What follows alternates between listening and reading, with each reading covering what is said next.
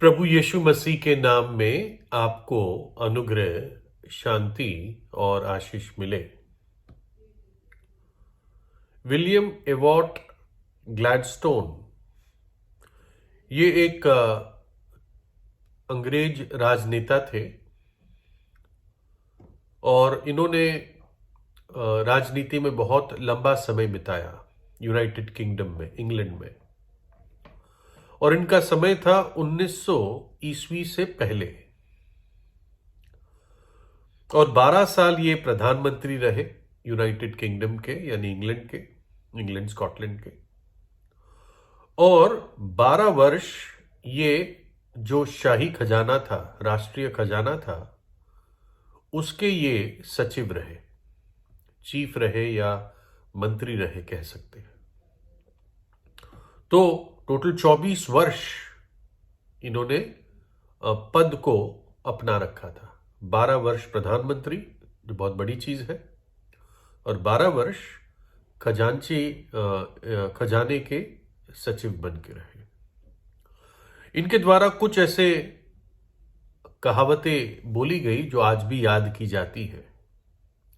एक है, अंग्रेजी में जनरली ये कहावत कही जाती है, justice delayed is justice denied. यानी अगर न्याय देने में देरी करते हो, इसका मतलब है न्याय करने का इनकार किया गया। अगर न्याय करने में देरी करते हो आप एक जरूरतमंद के लिए, गरीब के लिए, या एक सही बात के लिए, तो आप ये कह रहे हो हम न्याय नहीं करेंगे, यानी अन्याय करेंगे। दूसरा, और एक उन्होंने बहुत अच्छी कहावत बना के कही जो याद की जाती है कि हम उस समय का इंतजार करते हैं जब सामर्थ के लिए जो प्रेम है, ताकत के लिए जो प्रेम है, वो हटकर प्रेम की सामर्थ के लिए जगह देगा। जो ताकत के लिए या सामर्थ के लिए लोगों को जो प्रेम है वो हट जाए और उसके बदले क्या आ जाए? प्रेम की सामर्थ आ जाए। तो एक बार ग्लैडस्टोन जब सचिव थे, जब शाही खजाने के मंत्री थे, चीफ थे, तो उनको अपने सारे जो कलीग्स थे और जो ऑपोजिशन था, जो पार्लियामेंट था, संसद में उनको एक बजट प्रपोजल रखना था। तो एक देश का बजट और पैसे का सारा हिसाब, या कितना खर्चेंगे, क्या अब नए टैक्सेस होंगे, ये सब करना एक आदमी के बस में नहीं होता। चाहे वो कितना भी इंटेलिजेंट हो या काबिल हो, उसको पूरी टीम की जरूरत होती है। तो जबकि इसको अपना काम बहुत अच्छी तरह आता था, लेकिन अपने एक विशेष ऑफिसर पर ये बहुत निर्भर करता था, क्योंकि वो गणित में बहुत ही अच्छा था और कभी भी उसके आंकड़े गलत नहीं हुए थे। तो बस ग्लैडस्टोन जो थे उस ऑफिसर को कह देते थे कि भाई इस दिन तक तैयार कर दे, और वो जो तैयार करते थे उसी को जाके वो पढ़ के बता देते थे। तो ऐसे ही एक दिन बजट का प्रपोजल देना था पूरे संसद में, अखबार वाले भी आते थे, और उन्होंने जो उनको आंकड़े मिले उस ऑफिसर से, उन्होंने वो आंकड़े पढ़ दिए, सारे बजट का डिस्कशन कर दिया। लेकिन अगले दिन अखबार में उनके आंकड़ों पर बड़े सवाल पूछे गए। वो आंकड़े गलत निकले। ये नहीं कि कुछ जानबूझ के कोई घपला था या कोई उसमें गड़बड़ी छुपाई जा रही थी, वो कैलकुलेशंस कुछ गलत निकली। और ग्लैडस्टोन ने जो भी उस ऑफिसर ने दिया था चेक नहीं किया, क्योंकि अब तक कभी वो गलत नहीं हुआ था। लेकिन अखबारों ने ये बात पकड़ ली और बहुत ही नाम धराई हुई ग्लैडस्टोन की, क्योंकि विरोधी तो बैठे ही होते हैं हमेशा। तो जब ऐसा हुआ तो ग्लैडस्टोन बहुत ही वो लज्जित हुआ और पब्लिक में एक प्रकार से उनकी थू सी हुई। फिर भी वो अपने दफ्तर में गए और उन्होंने एकदम उस ऑफिसर को बुलाया, और वो ऑफिसर जब आया तो बहुत डरा हुआ था, बहुत शर्मिंदा था और उसको मालूम था कि मेरी नौकरी गई, आज मेरा आखिरी दिन है। लेकिन जब वो ग्लैडस्टोन के दफ्तर में पहुंचा तो ग्लैडस्टोन ने कहा कि मैं जानता हूं कि तुम कितने कितने आज परेशान होंगे, डिस्टर्ब्ड होंगे ये सारी बातें सुन के अखबार में जो आई है, लेकिन मैंने तुम्हें इसलिए बुलाया ताकि मैं तुम्हारे इस डर को दूर करूं। देखो, इतने साल तुमने राष्ट्रीय खजाने का ध्यान रखा है, सारे तुम्हारे आंकड़े हमेशा सही रहे हैं और ये पहली बार तुमसे गलती हुई है। इसलिए पहली बात तो मैं तुम्हारा आभारी हूं अब तक की तुम्हारी निस्वार्थ सेवा के लिए। जो तुम ईमानदारी से देश की सेवा करते हो इसके लिए मैं तुम्हारा आभारी हूं और मैं तुम्हें अभिनंदन करता हूं, और इसलिए तुम घबराओ मत और अपना काम करते रहो। और वास्तव में एक बड़ा दिल और एक बड़ा व्यक्ति ही ऐसी बात कह सकता है ना, कि गलती सामने थी, गलती मानी गई थी, लेकिन उसको एनकरेज किया। वो गलती मानना ही सबसे बड़ी बात थी। शायद उस ऑफिसर ने मुंह से बोला भी नहीं होगा तब तक, लेकिन ग्लैडस्टोन जानता था कि इस आदमी का जो मुंह पे भय है और शर्म है, ये इसकी गलती का मानना है, अंगीकार है। और वो जानता था उस व्यक्ति को सालों से, और इसलिए उसकी पारदर्शिता को देखते हुए ग्लैडस्टोन ने उसको अपने पास ही रख के रखा, उसी खजाने में, उसी राष्ट्रीय खजाने के दफ्तर में। और सच में जब ऐसे व्यक्तियों के बारे में सुनते हैं, इनके बारे में पढ़ते हैं, तो लगता है कि कितना बड़ा दिल होता है ऐसे लोगों का। ये सच बात है कि उसने एक प्रकार से सारी जिम्मेदारी अपने ऊपर ले ली, उसके ऑफिसर की गलती उसने अपने ऊपर ले ली, और कैसे बड़े दिल के साथ उसको माफ भी किया। और तब मुझे विचार आता है कि जिस परमेश्वर ने हमें बनाया है, हमें ऐसा स्वभाव दिया है ना, सब उस स्वभाव को पालते नहीं है, लेकिन जिन्होंने उस स्वभाव को पाला है और अपने जीवन में एक वैल्यू की तरह बनाए रखा है, तो जिस परमेश्वर ने ऐसा स्वभाव दिया, ऐसे विचार दिए, वो परमेश्वर का दिल कितना बड़ा है।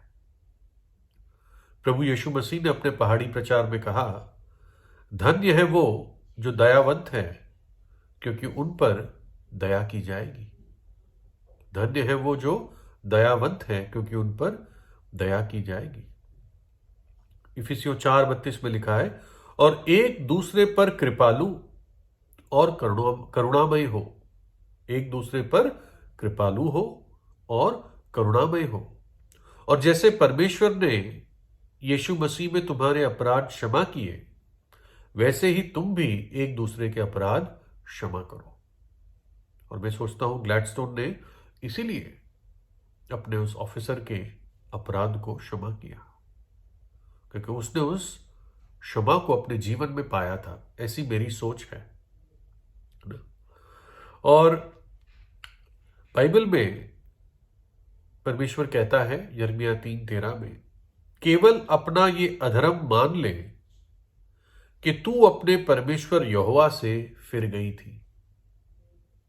यानी प्रभु कहता है केवल अपने अपराध को मान ले, बाकी मैं सब कर लूंगा।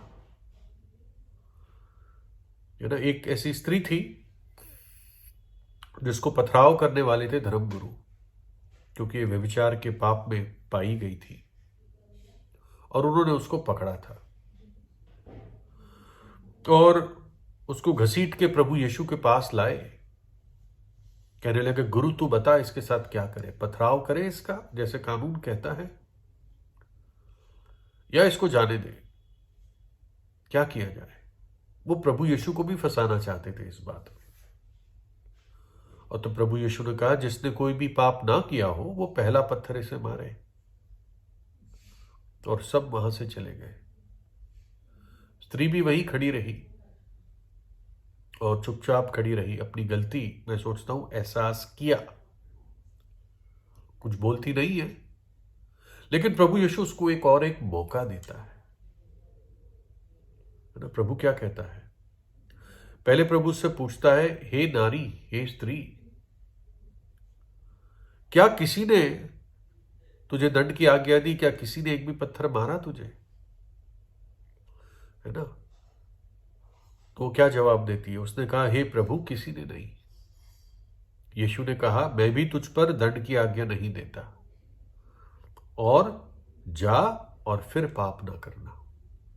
अगर कोई पत्थर उस पर मार सकता था तो वो प्रभु यीशु था, क्योंकि वो पाप रहित था।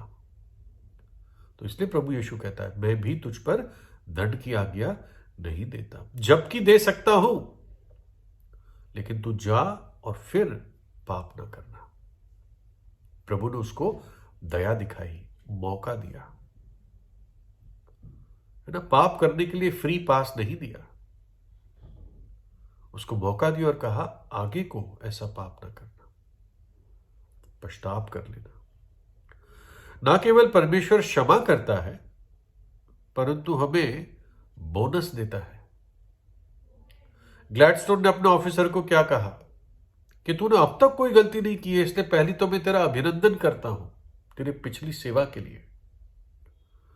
ना केवल ग्लैडस्टोन ने उसको माफ किया, उसको बोनस शब्द दिए, उसको उभारा, उसको हिम्मत दी। परमेश्वर ना केवल हमें क्षमा करता है, लेकिन कहता है, अब से तू मेरा बेटा है, बेटी है, तू मेरी संतान है।